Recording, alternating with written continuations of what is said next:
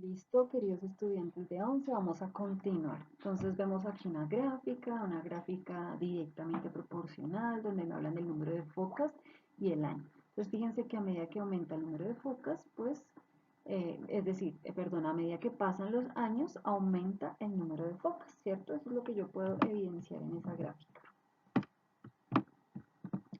Estos son los años, ¿cierto? Y estos son el número de focas. Entonces yo puedo ver que a medida que pasan los años, pues el número de focas aumenta. Por eso la respuesta correcta pues es la B. El número de focas ha aumentado desde el año 1860. Siguiente pregunta. Listo. Aquí vemos básicamente la configuración del aluminio neutro y del ion aluminio, ¿cierto? Aquí ya me están diciendo que tengo el ion aluminio. Fíjense que aquí ya estoy viendo que es configuración de electrones, o sea que básicamente si yo sumo acá los electrones, 2 y 2 me dan 4, 10, 12, 13. En cambio aquí solo tengo 10 electrones. ¿Listo? O sea que este ion tiene 10 electrones. Por eso la respuesta correcta en la 12, en esta pregunta, perdón, es la B. Porque me están preguntando, aquí vamos a ir a la pregunta directamente. Teniendo en cuenta que el estado de oxidación de un átomo se determina conociendo los cambios en el número de electrones de la configuración electrónica respecto al átomo neutro, se puede afirmar que el estado de oxidación del ion de aluminio es +3. ¿Por qué? Ya lo sabemos. ¿Perdió cuántos electrones? Perdió 3 electrones. Por eso la respuesta correcta es la B. Tiene 3 electrones menos en su configuración electrónica que el aluminio. Listo, esa es la respuesta. ¿Cómo la hice? Conté el número de electrones en el átomo neutro, conté el número de electrones en el ion y me di cuenta que tenía 3 menos que el ion, que el átomo neutro. Y listo, la respuesta correcta era la B. Siguiente pregunta, de neta, aquí me están preguntando, simplemente me están pidiendo que lea. Me dice, los órganos de los sentidos permiten recibir la información aportada por el exterior y el interior de un organismo vivo. Los órganos fotorreceptores dan información sobre lo que ocurre en el exterior del cuerpo en relación a los cambios de luz. Fíjense, en relación, pues fotorreceptores, cambio de luz. Y acá me dicen, si el gato perdiera su órgano fotorreceptor, ¿cuál de los siguientes estímulos no podría percibir? La respuesta correcta pues es la B, los cambios de luz, porque ya me están diciendo que perdí un fotorreceptor y los fotorreceptores ya me están diciendo que son los que me pueden permitir percibir los cambios de luz. Siguiente pregunta. En la tabla se muestran los puntos de fusión y ebullición de unas sustancias. Listo. Me preguntan, si se calientan 4 recipientes separados, cada una de las anteriores sustancias hasta una temperatura de 200 grados centígrados, ¿cuáles de las sustancias se mantienen en el recipiente en estado sólido o líquido? Entonces yo tengo que ver a 200 grados centígrados.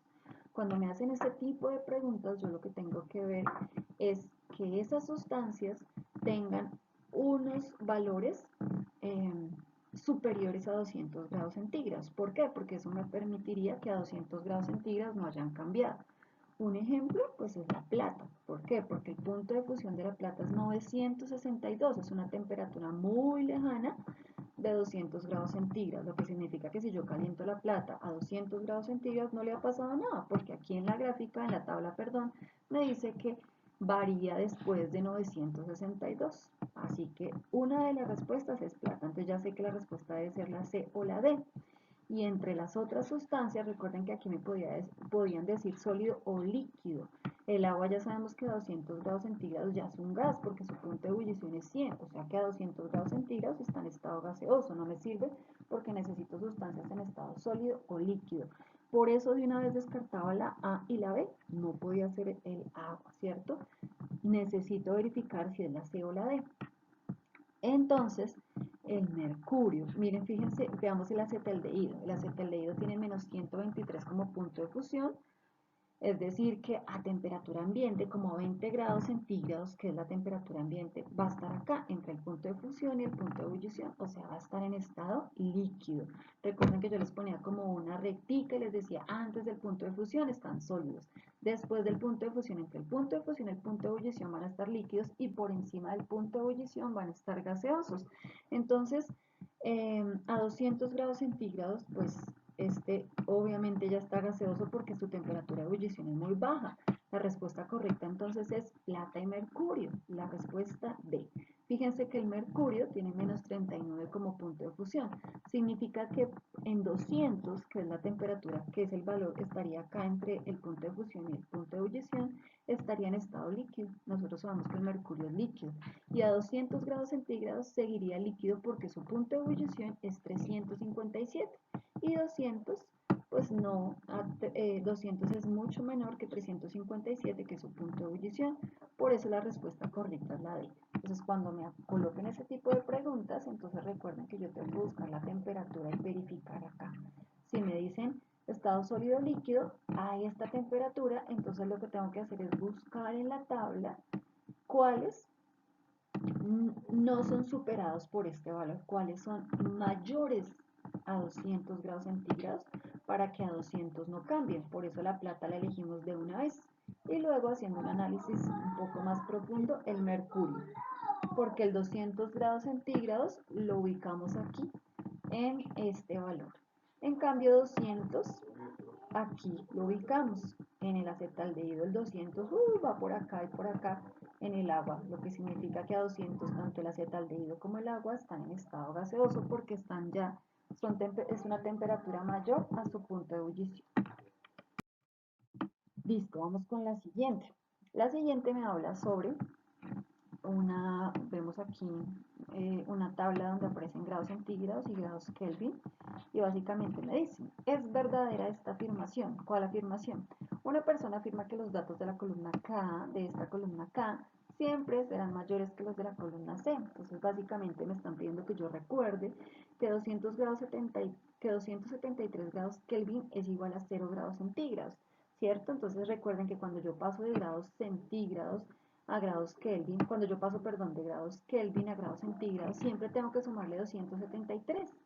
Por eso la respuesta correcta es la B.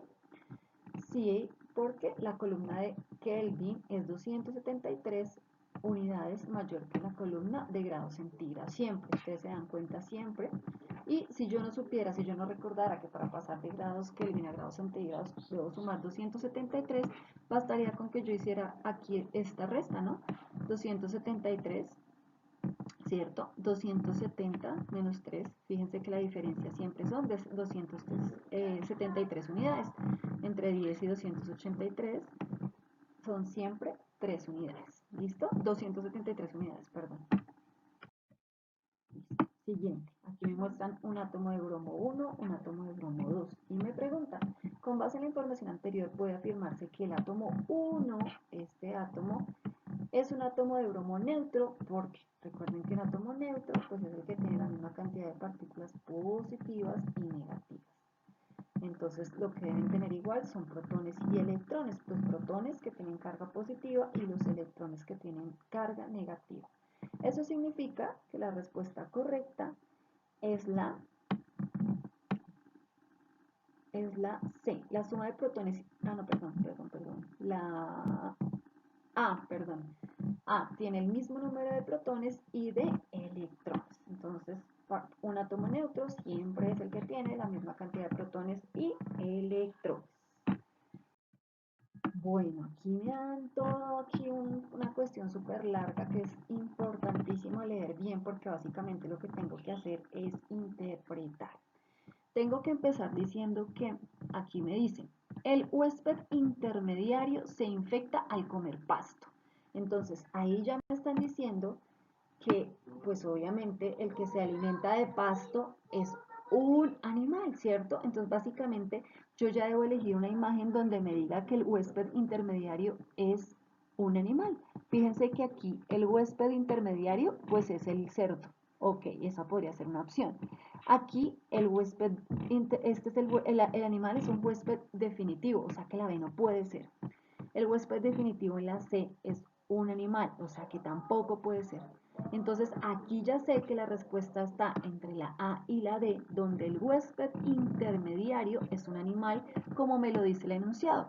El huésped intermediario se infecta al comer pasto contaminado con huevos de tenia.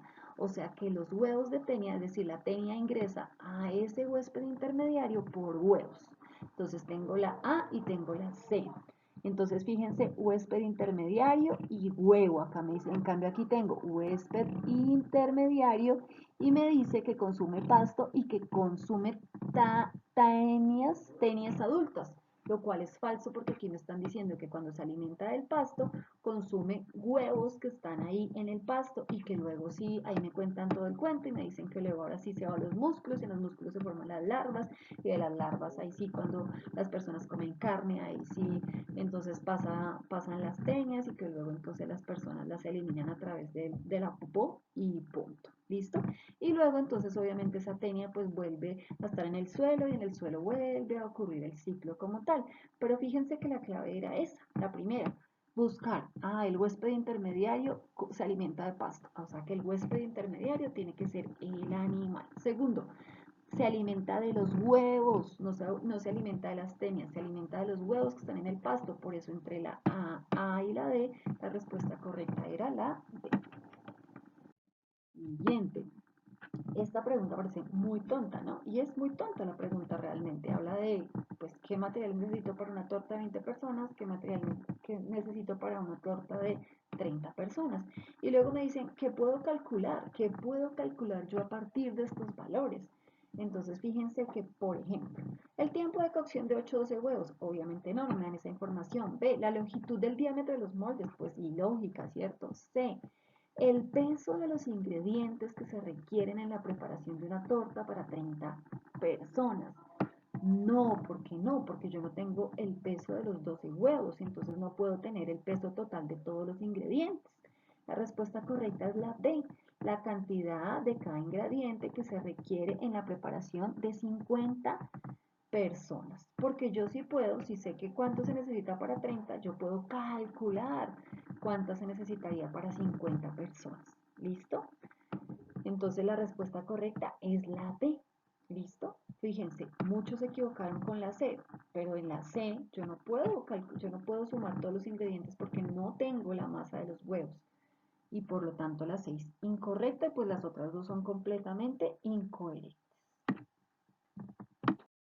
Para terminar, nuevamente una gráfica de solubilidad donde me dicen, pues me dan la solubilidad del nitrato de potasio, ¿cierto? Eh, en agua, ¿cierto? En 100 gramos de agua. Entonces me dice la pregunta, de acuerdo con la información anterior, si a 20 grados centígrados se tiene una disolución preparada con 20 gramos de nitrato de potasio, entonces recuerden que yo siempre busco la temperatura. Con 20 grados, entonces ¿cuánto se puede disolver? Busco acá en la gráfica, me dice a 20 grados centígrados se pueden disolver 40 gramos. Pero fíjense que el enunciado dice, se tiene una disolución preparada con solo 20 gramos y la gráfica me dice que se pueden disolver 40 gramos. ¿Qué significa eso? Se espera que se obtenga una solución. ¿Qué tipo de solución se obtenga? Una solución insaturada, ¿cierto? Porque a 20 grados centígrados se pueden disolver más de 20 gramos de nitrato de potasio. Recuerden que según la gráfica se pueden disolver 40 en 100 gramos de agua. La respuesta correcta es la C. Y listo, para terminar esta de gas es la 20. A continuación se muestra una grafiquita directamente proporcional. La gráfica me está diciendo que cuando aumenta el número de moles, porque esta es una gráfica directamente proporcional, aumenta el volumen. Eso me está diciendo esa gráfica. Me olvido de la fórmula, la carreta, Un estudiante desea explicar este comportamiento y recurre a la ley de los gases ideales.